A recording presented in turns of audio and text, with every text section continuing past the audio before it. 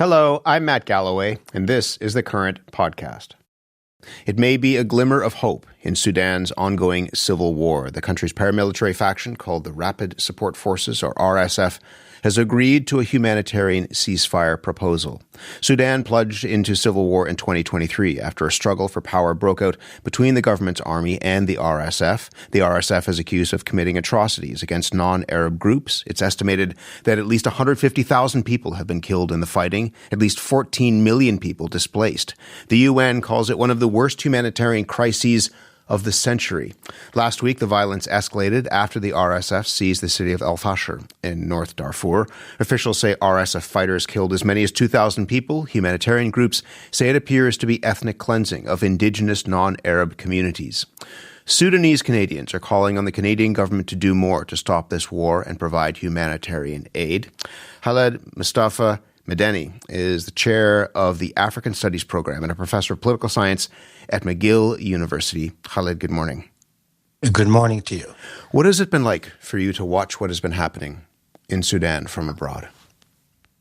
Well, it's been very difficult. It's coming on, it's almost 3 years. And so it is devastating to see not only what is happening in Al-Fasher, of course, that you mentioned in northern Darfur, but throughout the country. As you mentioned, in less than 3 years, you have 14 million people displaced, 3 million refugees across the borders of Sudan. And even in those places that are seemingly stable, the basic infrastructure has completely collapsed.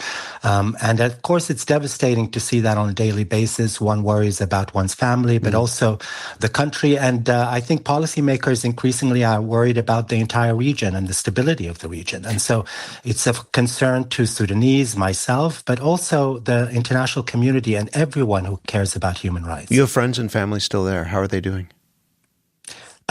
My family and friends are in more stable areas, not in Al-Fasher, but the problem is that even when there is relative peace or a pause in the fighting, there is no electricity, no access to clean water.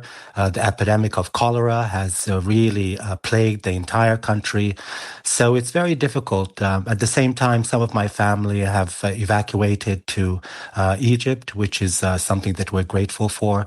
But I'm one of millions, really, that is watching with great trepidation. And of course, Sudanese Canadians are doing everything they can to get the Canadian government to assist and help, including bringing Sudanese to Canada to reconcile with their families. So there's a lot of work going on, not only in Sudan, of course, people fighting this war, but throughout the world. The Sudanese diaspora has mobilized in an unprecedented fashion to try to assist, not only in terms of the humanitarian aspect, but also to urge international actors, the United States and Canada, the European Union, definitely the regional countries, African countries, to try to bring this war to an end. I want to ask you more about Canada in a moment. There is this, I said, a glimmer of hope because of this U.S.-led group, the United Arab Emirates, Saudi Arabia, Egypt, proposing a ceasefire. It involves a 3-month humanitarian truce. The army has yet to respond to this proposal. There have been ceasefire agreements in past that have been put out in the last couple of years. None of them have stuck. How hopeful are you that this one will? I'm more hopeful this time. I'm cautiously optimistic. Of course, you have to use that phrase. But there's something different about this particular round of negotiations that really began in July and has been reaffirmed by the Quad countries on September 12th with their issuing a statement. The difference with these negotiations is they actually include the most important stakeholders, regional stakeholders to the conflict. That is not only the United Arab Emirates, but Egypt and Saudi Arabia. And for the first time, we see countries that have been at odds in terms of competing interest over Sudan and this war, supporting different sides, for example, actually coming together under the auspices of the United States. So on that level, it's and we've said from the very beginning, there's no military solution to this. In fact, all African conflicts end through negotiations rather than through military victory. And so in that sense, I am cautiously optimistic. This comes following a number of, as you said, a number of attempts at peace talks and the implementation of ceasefire. So it's a slow process. It needs to be sustained. Other countries should join, and they are joining slowly. But I think that I'm optimistic cautiously, because for the first time, you have the countries that have been at odds that are actually doing something. What is problematic from my perspective and those who understand these kind of wars in Africa and elsewhere is that there is, as of yet, no inclusion of Sudanese civil society actors. So that becomes that's a missing link. And what needs to happen is that the United States and the Quad have to bring in Sudanese civil society actors if indeed they do want to push for not only a ceasefire but transition to a civilian government in the future. We just have a couple of minutes left. You hinted at what you are looking for from the Canadian government. The Foreign Affairs Minister, Anita Anand, posted on social media a couple of weeks ago condemning the violence in Darfur, but also saying that Canada has pledged over $100 million to Sudan this year. What more would you want to see from the Canadian government in response to this conflict? I would like to see a more rigorous participation in these negotiations.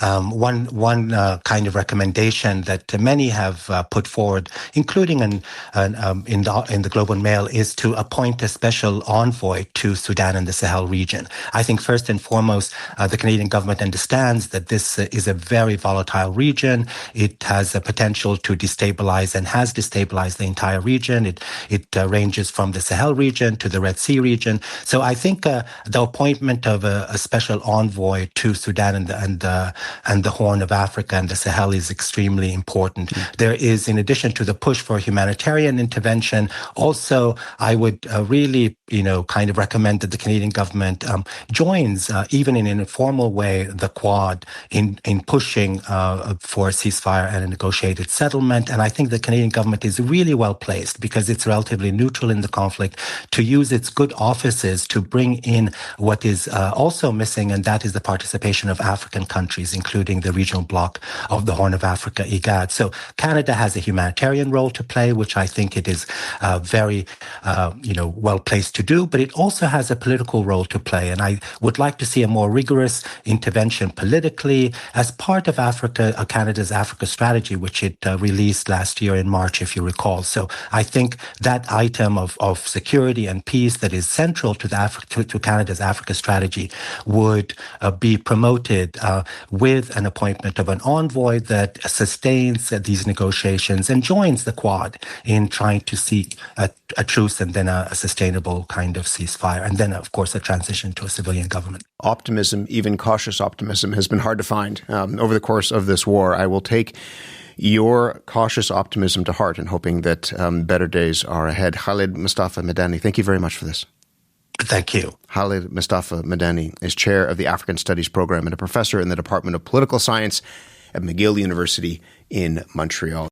This has been The Current Podcast. You can hear our show Monday to Friday on CBC Radio 1 at 8:30 a.m. in all time zones. You can also listen online at cbc.ca/thecurrent or on the CBC Listen app or wherever you get your podcasts. My name is Matt Galloway.